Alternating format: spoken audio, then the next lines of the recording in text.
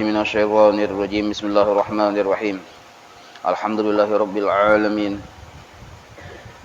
Allahumma shalli wa sallim ala sayyidina Muhammad wa ala ali sayyidina Muhammad. Miftahi babi rahmatillah adada ma fi ilmillah salatan wa salaman daimin bi dawami mulkillah wa ala alihi wa sahbihi adada quli dzarratin alfa marrah. Qala al-Habib Utsman Batawi rahimahullah wa nafa'ana bihi bi jami'i ulumihi fid-dharain amin. Ilmu sambungannya, Allah wajib bersifat ilmu. Arti ilmu artinya tahu, mengetahui. Maka mustahil Allah bersifat jahil.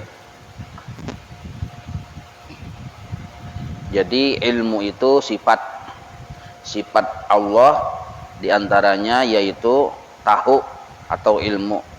Nah, ilmu ini ada pada zat Allah Ta'ala. Mustahil Allah Ta'ala itu jahil atau kada tahu. Dan yang Allah ketahui itu setiap apapun, baik itu secara zahir maupun yang secara tersembunyi. Baik itu perkara-perkara yang paling kecil maupun seluruh perkara-perkara yang besar. Seluruhnya itu diketahui oleh Allah. Bukan hanya benda yang diketahui, tapi suara, gerak, dan apapun yang ada, seluruhnya itu diketahui oleh Allah. Dalilnya bahwa Allah Ta'ala itu tahu, bersifat ilmu, yaitu wallahu bikulli syai'in alim. Artinya bermula Allah Ta'ala dengan tiap-tiap sesuatu yang amat mengetahui. Itu dalil Al-Quran, dalil naqli. Sedangkan dalil akal, jadi kita disuruh berisi dalil itu dua. Pertama dalil naqli yang tertulis dalam Al-Quran, bahwa Allah bersifat ilmu, yaitu dalilnya wallahu bikulli syai'in alim. Sedangkan dalil akli, dalil akalnya adalah yaitu sebagaimana sudah kita yakini bahwa Allah lah yang menjadikan segala sesuatu. Segala sesuatu itu dijadikan oleh Allah. Dan segala sesuatu itu ditolongi oleh Allah. Maka apabila Allah yang menjadikan dan Allah yang menolongi segala sesuatu tersebut, mustahil Allah kada tahu. Misal, pian maulah apa kebiasaan pian, misalnya pian maulah baju, menjahit baju nih. Jadi baju itu selambar jadi baju. Nah, berarti pian penjahit baju. Maka karena baju itu pian yang maulah, yang menjahit, otomatis pian itu mengetahui berapa ukuran lengannya, berapa ukuran panjang ke bawahnya, berapa lebar keliling gulunya. Itu pian tahu tuh. Dari benang apa pian maulah, nah kayak apa caranya pian maulah, seluruhnya itu pian ketahui karena yang maulah baju itu pian. Maka mustahil kalau pian itu kada tahu tentang hal-hal baju tersebut karena yang maulah baju itu pian. Nah, begitu juga alam semesta seluruhnya ini, dari yang paling kecil sampai yang paling besar, seluruhnya itu yang menjadikan Allah. Berarti pastilah Allah tahu. Mustahil Allah kada tahu. Apalagi setelah Allah menjadikan alam semesta, menjadikan diri kita, itu tetap ditopang oleh Allah, tetap dibantu oleh Allah. Seandainya gunung, setelah Allah jadikan gunung, lalu Allah tidak memelihara gunung itu, walaupun sedetik gunung itu hancur. Langit, Allah jadikan langit. Setelah Allah menjadikan langit, tetap Allah pelihara langit. Seandainya satu detik kada dipelihara, langit turun tuh. Nah, maka seluruh alam setelah dijadikan oleh Allah, dipelihara lagi oleh Allah. Maka masuk akal kalau Allah mengetahui segala sesuatunya, karena yang menjadikan segala sesuatu Allah, dan yang terus-menerus menolongi segala sesuatu itu pun Allah. Masuk akal. Nah, itu dalil akli namanya. Pian maulah untuk mulai menukar bahannya di pasar, pian tepungnya, gulanya, segala macamnya pian menukar, lalu pian ulah untuk jadi untuk. Lalu ada orang bertakun lawan pian, apa-apa bahannya untuk ini, mudah pian menjelaskan dan pian tahu bahannya karena yang maulah pian. Nah, itu contohnya tuh. Jadi mustahil pian kada tahu apa-apa bahan untuk kena untuk tuh ulahan pian.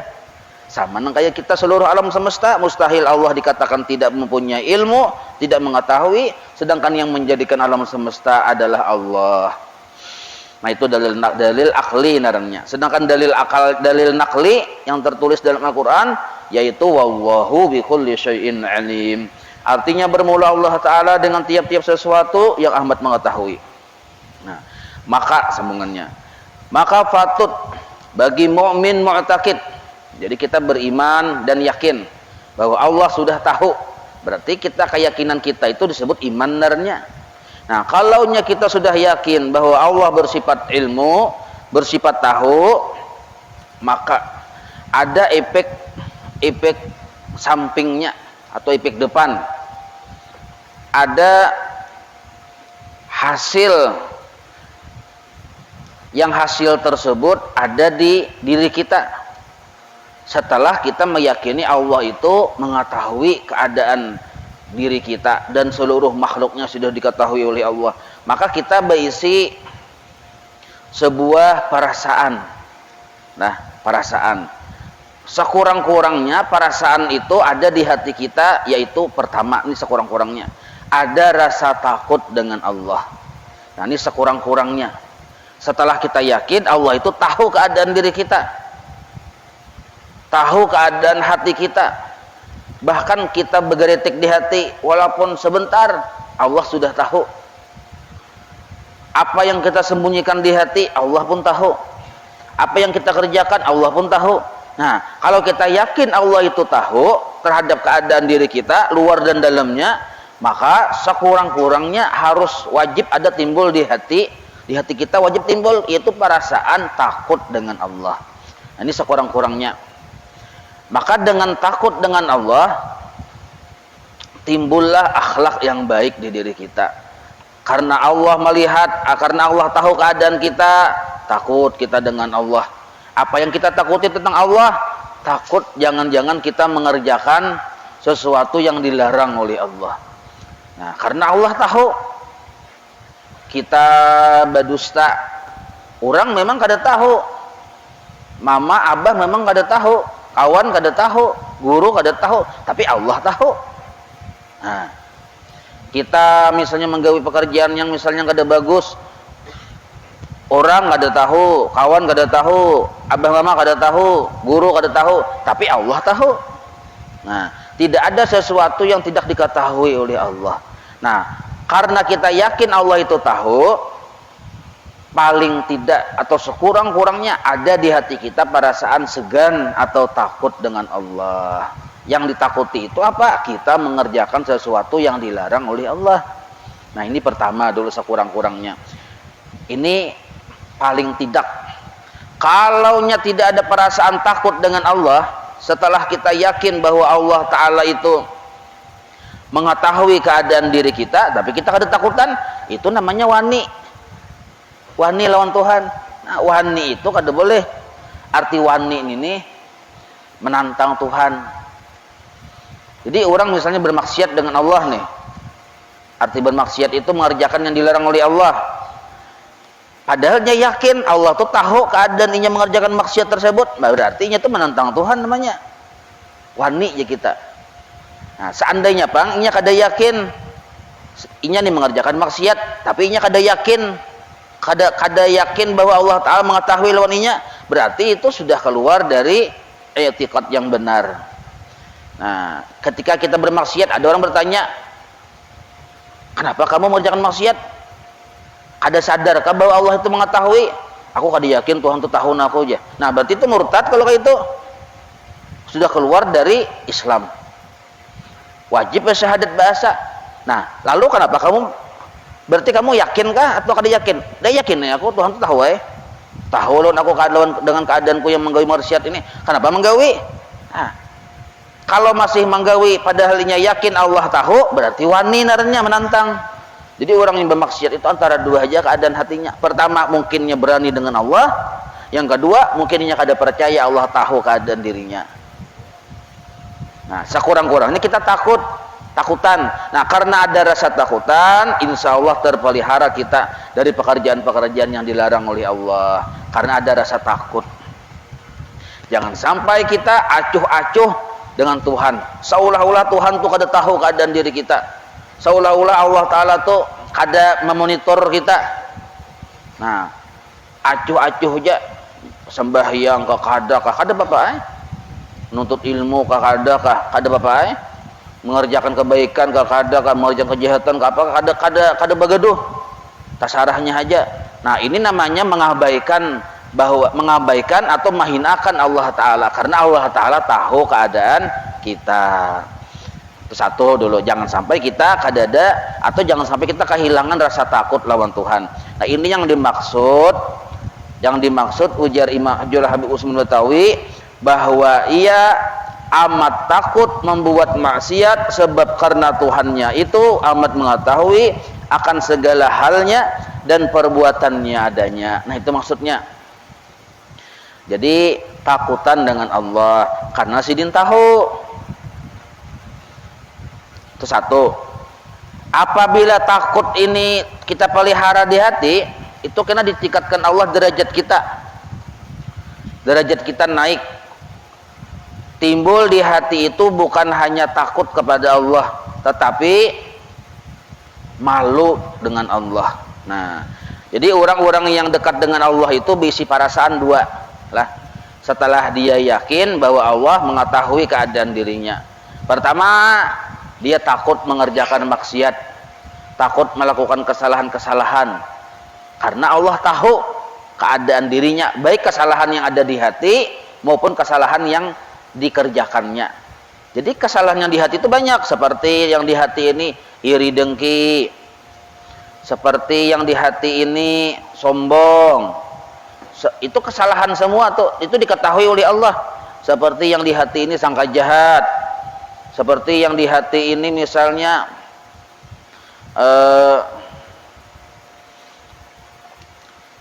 menyangka sesuatu yang terjadi di alam semesta ini, bahwa sesuatu itu terjadi yang menjadikan itu makhluk. Nah, itu pun kadang itu namanya sesuatu yang etikat yang salah. Allah tahu. Misal kita berpikir, selintas saja berpikir di dalam hati kita, jadi kita nih yang mengerjakan itu si anu. Nah, ada ingat kita bahwa yang mengerjakan itu sebenarnya pertolongan Allah. Nah, itu pun kesalahan hati juga. Pian duduk di muka masjid itu melihat orang begawian, lalu pian hanya sadar bahwa yang begawian itu acil, atau di dapur melihat acil memasak misalnya, hanya pian sekadar melihat acil yang memasak. Nah, berarti lupa dengan Allah darahnya. Nah, lupanya kita dengan Allah itu pun termasuk kesalahan hati. Kita minum, misalnya minum nih, bismillahirrahmanirrahim, ya minum. Nah, hilang haus, ada ingat kita bahwa sebenarnya yang menghilangkan haus adalah Allah. Cuma kita sekadar minum aja, walaupun mulut mengucap alhamdulillah, cuma kita lupa bahwa yang menghilangkan haus sebenarnya Allah. Nah, itu pun termasuk kesalahan hati juga. Nah, kesalahan-kesalahan hati itu diketahui oleh Allah dan berdosa itu. Berdosa. Apalagi kita di hati kita nih meremehkan orang, meremehkan kawan misalnya tetapi pemahaman diremehkan, itu dosa hati juga. Dosa hati. Walaupun mulut kada bersuara. Nah, seluruh dosa-dosa hati itu diketahui oleh Allah. Nah, maka apabila kita takut dengan Allah, takutlah kita mengerjakan perkara-perkara yang dilarang oleh Allah tadi, baik itu yang di hati maupun yang di anggota tubuh ini. Nah, itu satu dulu. Jadi ketika mengerjakan maksiat, segeranya bertaubat karena Allah pengetahu, maka timbul perasaan takut lawan Tuhan. Yang kedua ini orang-orang yang dekat dengan Allah itu ketika dia mengerjakan ibadah, timbul di hatinya rasa malu dengan Allah. Rasa malu. Ketika mengerjakan ibadah, timbul ada perasaan rasa malu. Jadi antara dua aja rasa di hati kalau kita yakin dan beriman bahwa Allah tahu keadaan hati kita, tahu keadaan perbuatan kita. Ada kalanya rasa takut sehingga dia tidak berani mengerjakan maksiat. Ada kalanya rasa malu dengan Allah. Nah, kapan malu itu ada di hati? Ketika orang tersebut beribadah. Nah, jadi waktu kita beribadah kepada Allah itu, ciri bahwa ibadah kita diterima oleh Allah, ada perasaan malu. Contoh nangka ini nah lah. Pian sembahyang 5 waktu berjamaah. Setelah sembahyang berwirid.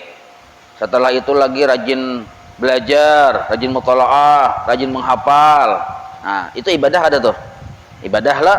Nah, tapi kita kan yakin pelajaran semalam bahwa yang sebenar-benar berisi sifat kudrat hanya Allah. Berarti yang menolong kita mengerjakan ibadah hanya Allah. Nah, maka waktu kita beribadah itu sebenarnya kita tuh cuma ditolongi Allah.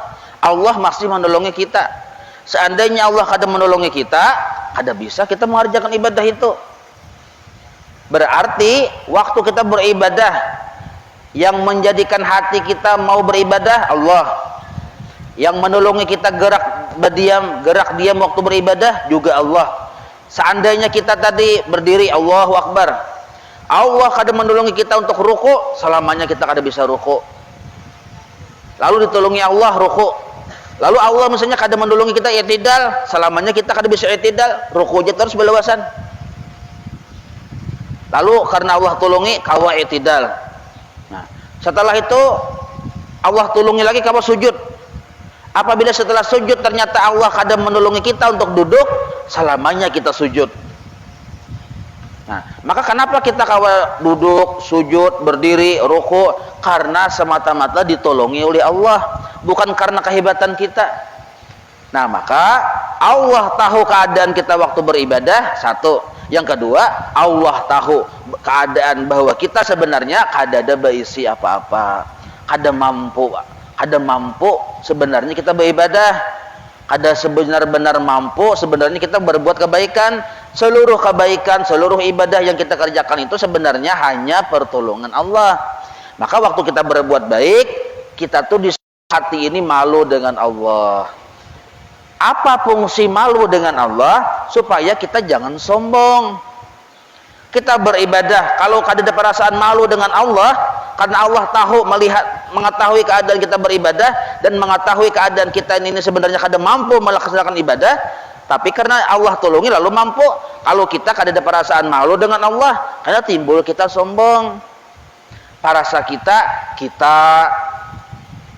yang mampu, kita yang kawa, kita yang bisa, kita yang rajin, kita yang ahli ibadah. Padahal sebenarnya kita tuh cuma ditolongi Allah.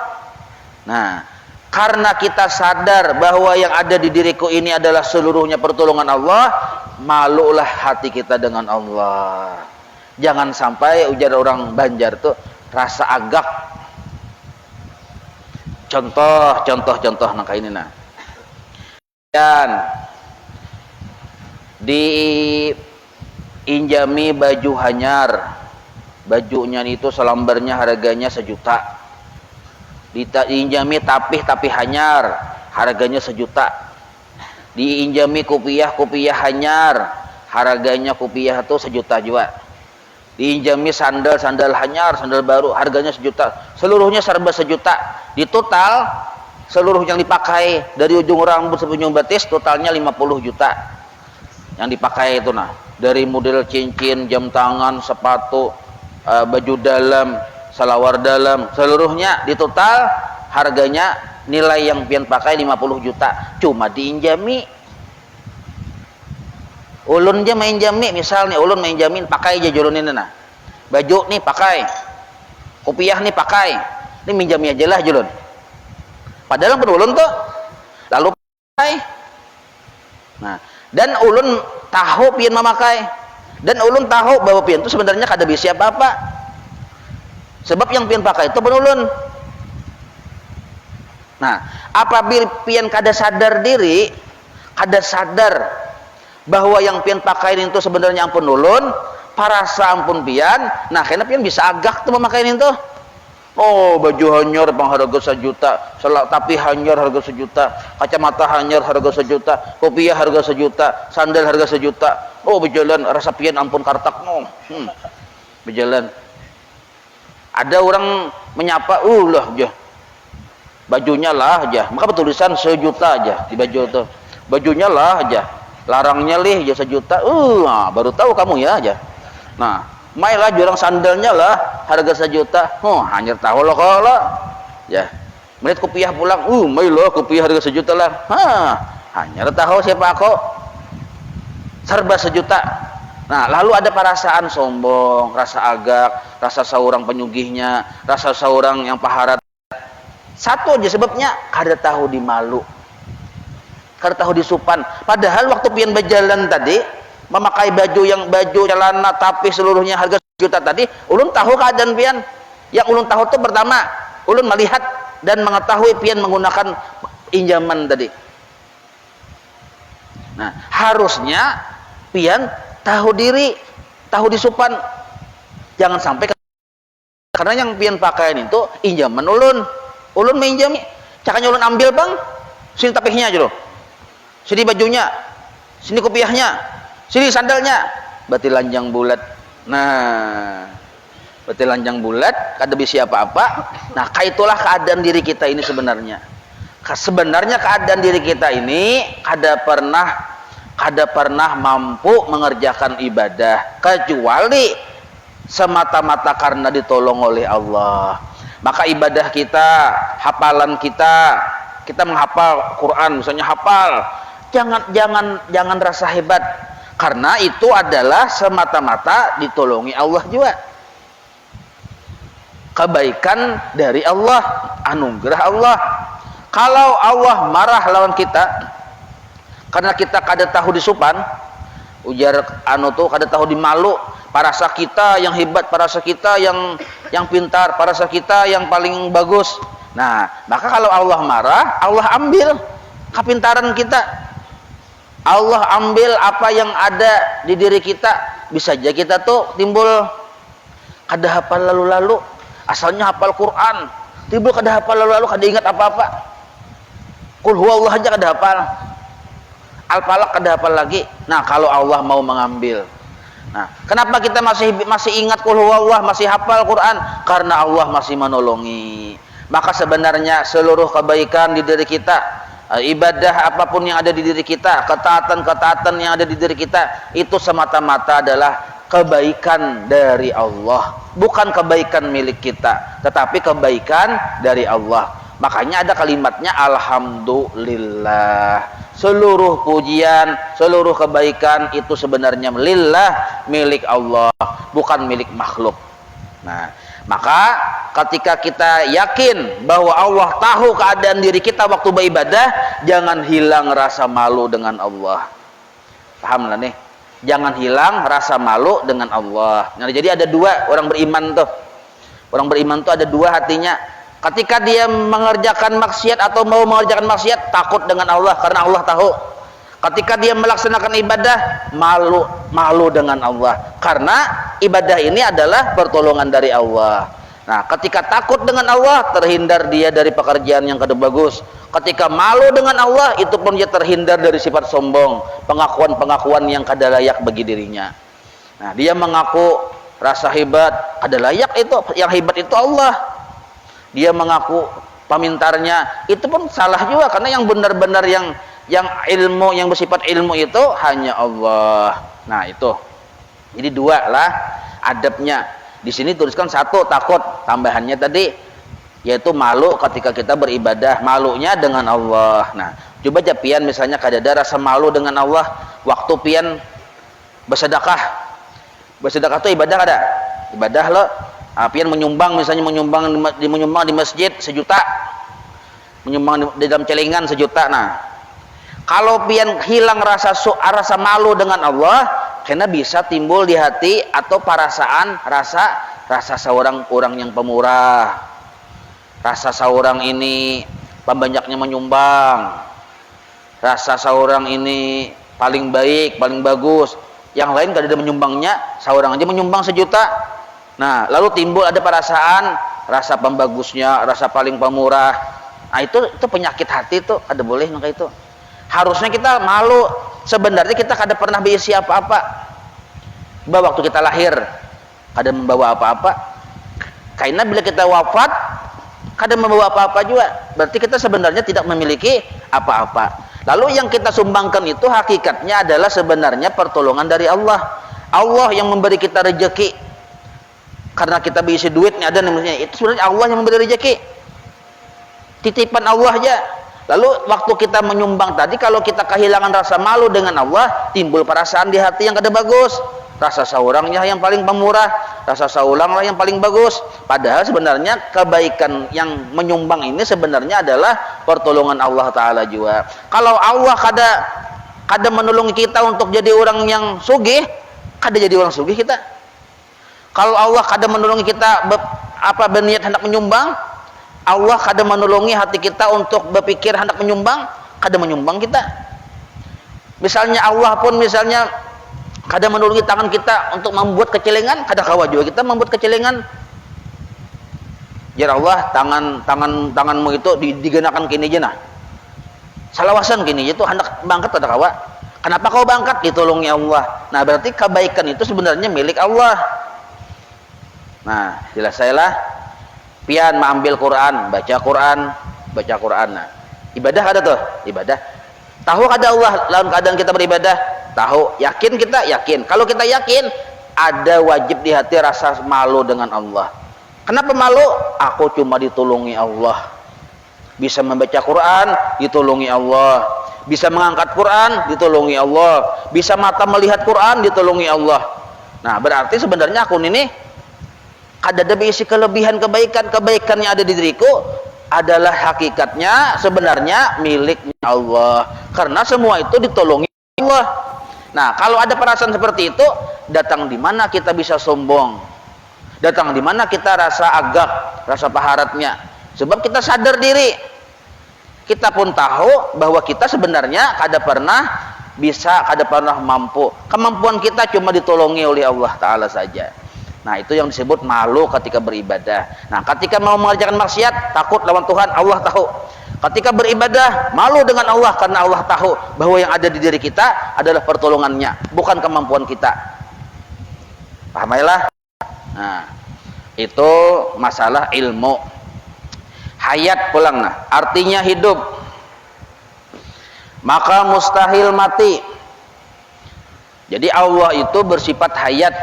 Arti hayat, hidup, maka mustahil mati. Dalilnya firman Allah Ta'ala, wa tawakkal 'alal hayyil la yamut. Artinya serahkan olehmu akan dirimu kepada Tuhan yang maha hidup, yang tiada pernah mati selama-lamanya. Nah, jadi itu dalil Al-Quran. Kalau dalil akalnya bang, Allah bersifat hidup, akal kita yang sehat menerima kada yuk? Menerima aja. Kenapa? Karena sampai sekarang Allah masih bagawi. Coba, yang menggerakkan angin siapa? Allah. Kapan Allah menggerakkan angin? Sekarang ini. Yang menjadikan kita bisa bernapas? Allah juga. Kapan kita bisa bernapas? Sekarang ini. Yang membantu kita melihat siapa? Allah. Apabila kita melihat sekarang ini, berarti sekarang ini Allah sedang bekerja membantu seluruh makhluknya. Nah, berarti kalau sekarang ini Allah bekerja, berarti sekarang ini Allah itu bersifat hidup, hayat. Mustahil Allah bersifat mati kalau orangnya sekarang masih bekerja. Nah, yang memelihara gunung supaya tetap berdiri, supaya tetap terjaga, Allah. Yang menjaga langit supaya tetap terhampar di atas, kada yang turun hambur-hambur ke bawah, Allah juga. Yang menggerakkan malam ke siang, siang ke malam, Allah juga. Kapan itu terjadi? Sekarang ini. Berarti sekarang ini Allah Ta'ala hidup, bersifat hayat. Nah, maka akal kita yang sehat percaya dengan dalil Al-Quran yang memadahkan bahwa Allah Ta'ala itu bersifat hayat, bersifat hidup. Jadi jangan kita bisa keyakinan Allah itu bersifat mati. Ada orang misalnya memadahkan, Allah itu mati sudah aja. Kada percaya kita. Kenapa kada percaya? Sidin masih begawi. Nah, apa pekerjaan Sidin? Memelihara seluruh makhluknya. menggerakkan dan mendiamkan seluruh makhluknya. Nah, kita bergerak berdiam, Allah yang menjadikan, berarti Allah sekarang begawi. Kalau masih begawi berarti hidup. Acil nonor cinonor sidin berjualan limping, cinonor berjualan limping. Nah, maulah limping cinonor hari-hari. Pian, karena pian tuh diamnya bertetangga dengan cinonor, saban hari dapat limping gratis dari cinonor. Karena diatari sidin limping oleh cinonor di rumah, dilihati ada di pelatar limping cinonor tuh mandak itu memberi. Kenapa pian bertetangga dengan cinonor? Ya cinonor hak tetangga gratis ja. Nah, bila tiap kamarian Mbah Asar ada limping, karena isuk pulang Mbah Asar ada pulang limping. Nah, suatu hari pian berucap padahal limpingnya ada, lalu pian berucap cinonor mati udah aja, tapi limpingnya ada. Maulah mati cinonor mau limpingnya ada mau limpingnya ada, berarti menandakan cinonor masih hidup. Seandainya limpingnya kadada, boleh jadi cinonor meninggal dunia, tapi limpingnya ada terus. Karena isuk ada pulang limping, isuk ada pulang limping. Oh, cinonor kah kita matahari, berarti hidup aja masih cinonornya. Nah, kayak itulah Allah Ta'ala yang berkehendak kepada terjadinya setiap kejadian. Nah, setiap kejadian terjadi terus, itu kehendak Allah. Berarti Allah Ta'ala masih hidup kalau masih berkehendak. Jelas saya lah. Nah, itu dalil akal aja kita bahwa Allah bersifat hayat. Maka sambungannya, maka serahkan olehmu akan dirimu, itu artinya serahkan olehmu akan dirimu kepada Tuhan yang maha hidup, yang tiada mati. Maka sambungannya tenang. Maka patut bagi mukmin mu'taqid, arti patut itu seharusnya, bahkan bisa dipadahkan wajib. Maka patut, maka wajib bagi mukmin yang beriman, mu'taqid yang yakin bahwa ia, nah apa nih adabnya lah, kalau kita yakin percaya Allah bersifat hayat, apa adabnya? Yaitu bahwa ia menyerahkan akan dirinya kepada Allah Ta'ala adanya. Nah, menyerahkan dirinya kepada Allah, itu adabnya. Ketika kita ditanya, nyawa ini yakin kada ya Allah Ta'ala hidup? Yakin. Nah, kalau yakin, serahkan diri nyawa kepada Allah. Nah, maksud menyerahkan diri kepada Allah itu dua pemahaman. Pemahaman pertama, wajib kita tunduk kepada peraturan Allah. Nah, tunduk kepada peraturan Allah itu disebut menyerah. Jar Allah, nyawa sembahyang, inggih, siap bos. Nah, berarti menyerah narannya. Nyawa puasa Ramadan wajib hukumnya, siap bos. Nah, itu menyerah. Maka orang yang menyerah ini disebut muslim narannya. Jadi apa arti muslim? Orang yang menyerah. Menyerah kepada siapa? Kepada Allah. Kenapa kita wajib menyerah kepada Allah? Karena sidin Tuhan kita. Dan Tuhan kita sekarang masih hidup. Kalau kita yakin Allah bersifat hidup, maka kita disuruh wajib menyerah dengan Allah. Pertama, tunduk kepada perintah Allah. Nah, dari sisi syariat kita wajib tunduk kepada perintah Allah. Apa yang disyariatkan oleh Allah, wajib kita melaksanakannya. Bila perkaranya wajib, wajib dikerjakan. Bila perkara sunnah, kerjakan semampunya. Bila wajib, wajib dikerjakan, kada kau ditawar-tawar. Bila sunnah, kerjakan semampunya. Sembahyang duha, bisa 2 rakaat, 2 rakaat, kada apa-apa. 8 rakaat kada bisa, 2 rakaat barang. Nah, sembahyang qabliyah badiyah, zuhur, 4 rakaat, kada bisa 4 rakaat, 2 rakaat barang, semampunya aja. Nah, itu yang sunnah. Tapi kalau zuhur 4 rakaat, kada bisa ditawar jadi 2. Nah, itu pemahaman pertama, kita disuruh menyerahkan diri kepada Allah. Nah, pemahaman kedua, di samping kita tunduk wajib kepada aturan Tuhan, yang kedua, kita wajib tunduk berserah kepada kehendak Tuhan. Nah, ini pemahaman menyerahkan diri yang kedua. Wajib kita patut, wajib kita tunduk kepada kehendak Allah, kepada aturan Allah. Nah, sekarang segala sesuatu apapun yang terjadi di muka bumi, seluruhnya itu dikehendaki oleh Allah. Nah, termasuk yang terjadi di diri kita. Dari mulai bangun guring sampai kena guring lagi, itu seluruhnya dikehendaki oleh Allah. dan kita wajib menyerah tunduk apa ujar aturan Tuhan. Nah, pertama tadi kan disuruh kita taat lawan peraturan Allah. Yang kedua, kita taat atas apa yang dikehendaki oleh Allah di diri kita. Misal kayak ini, kita ini sudah melaksanakan perintah Tuhan menjaga kesehatan. Menjaga kesehatan perintah Allah. Ternyata kita garing. Nah, garing ini kehendak Allah sebenarnya. Jadi ada aturan Allah, ada kehendak Allah. Aturan Allah wajib kita laksanakan, kehendak Allah wajib kita terima. Apa aturan Allah? Jaga kesehatan. Apa kehendak Allah? Ternyata garing. Nah, garing ini wajib kita terima sebagaimana kita wajib melaksanakan aturan kesehatan, itu pun kita wajib menerima kehendak Tuhan, yaitu garing tadi.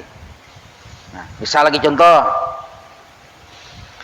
lah, kita wajib mengumpati aturan Tuhan, yaitu berusaha misalnya. Nih, misal abah mama kita nih berusaha mencari rezeki.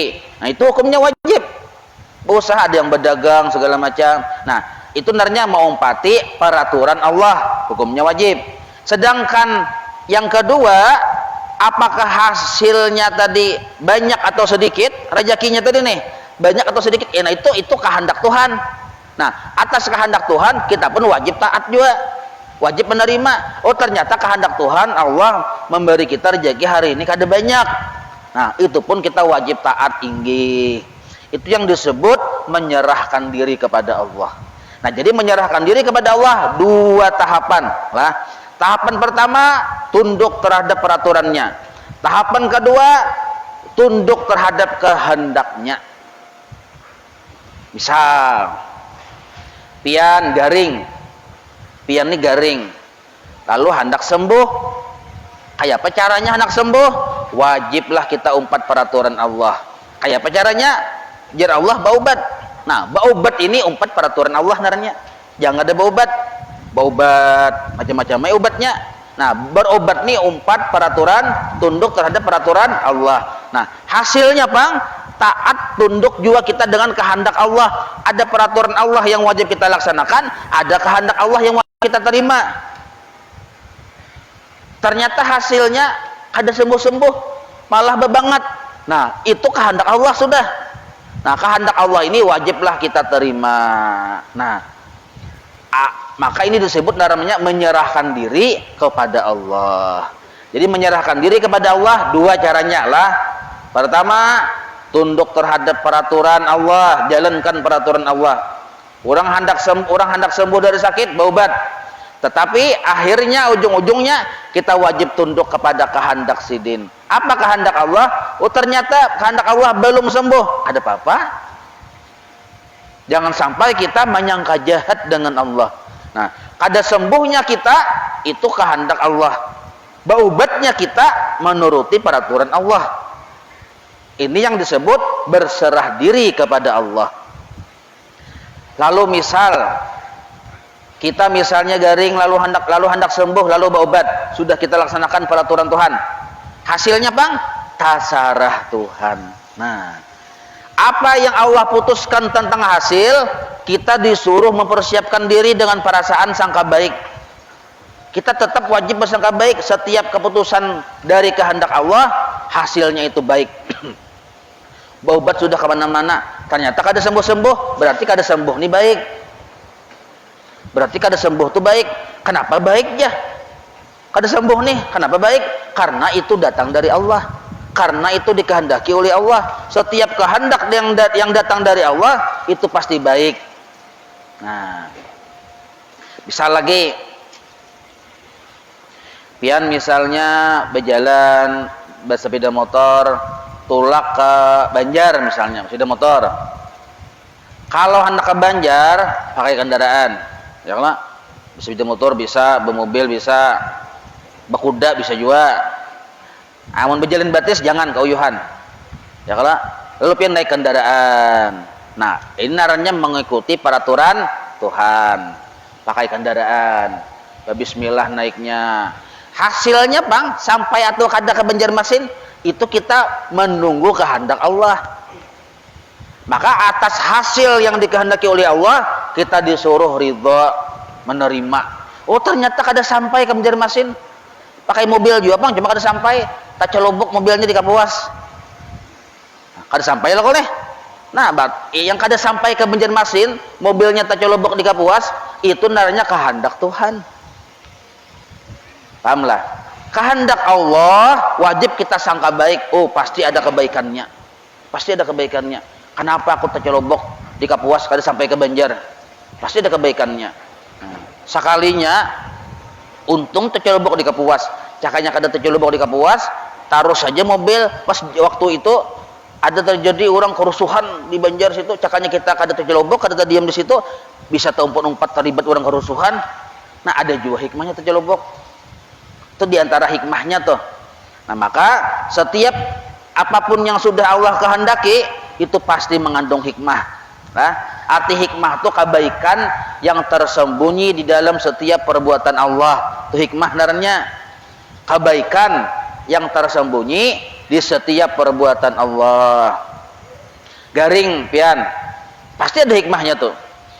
Apa hikmahnya? Kebaikan yang tersembunyi di dalam garing. Pian belum tahu lagi apa hikmahnya. Nah, apalah hikmahnya aku di garing aja. Oh, nah hadang aja ada hikmahnya tuh kena. Ada kebaikannya, cuma kita belum diperlihatkan oleh Tuhan apa hikmah kebaikan di balik garing itu. Nah, maka kawa disimpulkan, setelah kita yakin Allah bersifat hayat, lah, bersifat hidup, maka kita disuruh bertawakal lawan Allah. Apa pengertian tawakal? Diambil dari dua pemahaman tadi. Pertama, ikut peraturan Allah. Kedua, tunduk terhadap kehendak Allah. Nah, atas dua pemahaman tadi, kawa diambil satu kesimpulan. Bahwa kita di dalam hidup ini disuruh bertawakal kepada Allah, maksudnya. Disuruh berserah kepada Allah, maksudnya minta urusakan Allah. Dalam setiap apapun di kehidupan kita. Nah, misal pian tadi yang minum obat, ya Allah, ulun minta dengan pian pilihan yang dari pian ya. Pian misalnya anak sekolah nih, menuntut ilmu, ya Allah, ulun menuntut ilmu. Nah, jalani sesuai dengan prosedur peraturannya. Tapi kita lawan Allah Ta'ala bertawakal. Ya Allah, ulun minta pilihan yang terbaik dari pian. Nah, minum obat, hendak sembuh. Tetap obatnya diminum. Tetapi kita di hati lawan Tuhan bertawakal. Apa isi tawakalnya? Ya Allah, ulun minta pilihan yang terbaik dari pian ya. Itu orang bertawakal. Kalau kita minum obat sudah bujur, minum obatnya sudah bujur, tetapi di hati kita diisi pilihan satu, kita sendiri yang memilih, berarti belum bertawakal. Kita misalnya minum obat nih, memilih sembuh, ya Allah sembuhkan ulun minum obat, itu orang yang belum bertawakal lawan Tuhan. Lalu kayak apa caranya supaya bertawakal dengan Allah? Minta pilihan Allah.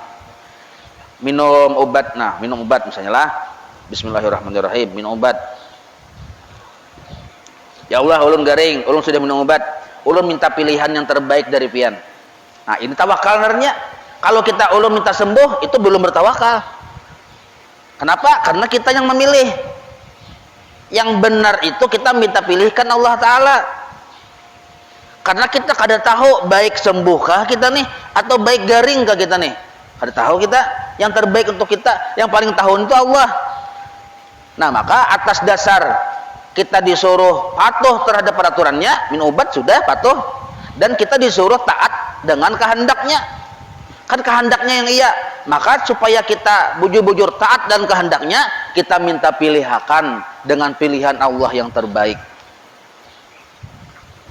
Pian tadi bersyariat supaya jangan terhindar dari penyakit, musibah segala macam. Lalu kita misalnya menjaga kesehatan. Nah, menjaga kesehatan hukumnya wajib, itu peraturan Tuhan. Tapi hasilnya pang kehendak Allah yang jadi. Karena hasilnya mau kada mau kehendak Allah Ta'ala jo yang jadi, bukan kehendak kita. Lebih baik kita umpat dengan kehendak Allah tadi. Jadi kita, ya Allah, ulun sudah menjaga kesehatan, sudah berobat, sudah minum vitamin. Nah sekarang ulun minta yang pilihan dari pian yang terbaik. Nah itu yang bujur, itu disebut bertawakal naranya. Apabila kita sudah menyerahkan urusan kita kepada Allah, minta aturakan, minta pilihakan, lalu Allah memilihkan satu keputusan. Jadi Allah nyawa sembuh, maka sembuh itu adalah anugerah dari Allah, murni, bukan istidrat. Karena kita sudah minta pilihakan dengan Allah. Ya Allah, ulun berusaha, hasilnya sugih atau miskin, itu pian yang memilihkan, ulun kada memilih. Pian ja. Ternyata setelah kita berusaha, Allah memutuskan dan memilihkan untuk kita sugih. Maka sugih itu adalah anugerah dari Allah, bukan istidrat. Karena banyak orang sugih istidrat, dilanjur. Banyak orang alim istidrat, dilanjur. Banyak orang sihat istidrat, dilanjur. Sihat, tapi lanjuran Tuhan. Buktinya maksiat digawinya, padahal badannya sehat. Orang sugih banyak lanjuran, bukan anugerah. Buktinya inya bukan orang yang pemurah, maka sugihnya itu sugih adalah sugih lanjuran dari Allah. Nah, kalau kita mau tahu bahwa kesehatan ini adalah anugerah dari Allah, kekayaan harta ini anugerah dari Allah, ketahuan di sikap dan akhlak kita. Apabila kita makin taat dengan Allah karena kita sehat, apabila kita makin taat dengan Allah karena kita sugih, maka kesugihan dan kesehatan itu adalah anugerah dari Allah. Kenapa orang tersebut bila sugih lalu pemurah, sehat lalu rajin beribadah? Kenapa? Karena memang asalnya tadi, waktu di asalnya inya tadi bertawakal dengan Allah, minta urusannya kepada Allah. Sebaliknya pulang, nah, ya Allah, ulun minum obat, ulun minta hasilnya yang terbaik dari pilihan pian. Ternyata dipilihkan Tuhan kita sakit, bahkan lebih parah. Nah, sakit dan lebih parah ini pun adalah anugerah juga dari Allah. Anugerah dari Allah. Kenapa disebut anugerah? Sakit itu menghapus dosa-dosa. Sakit itu mengangkat derajat kita. Nah, tapi karena Allah yang menentukan kita, karena kita tadi minta uruskan dengan Allah, lalu Allah memberi kita sakit. Nah, sebelum sakit itu datang ke diri kita, Allah sudah meletakkan sabar di hati kita. Maka orang yang bertawakal kepada Allah terhadap urusan apapun di dirinya, lalu Allah menyerahkan atau memutuskan ina sakit, sebelum sakit inya terima, di hatinya sudah ada sabar. Ada orang yang garing kada sabar, itu buktinya asalnya kada minta urusan dengan Tuhan. Ada orang yang garing sabar benar, oh berarti memang apa?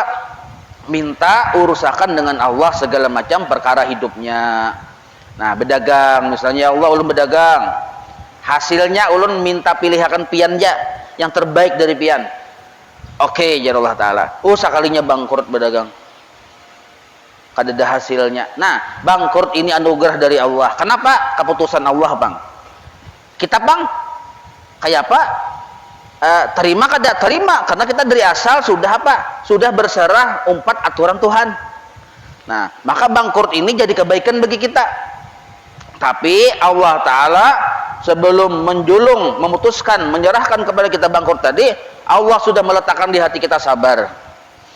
Nah, maka dengan berkat sabar itu kita pahala banyak di akhirat. Dosa-dosa kita dihapus oleh Allah,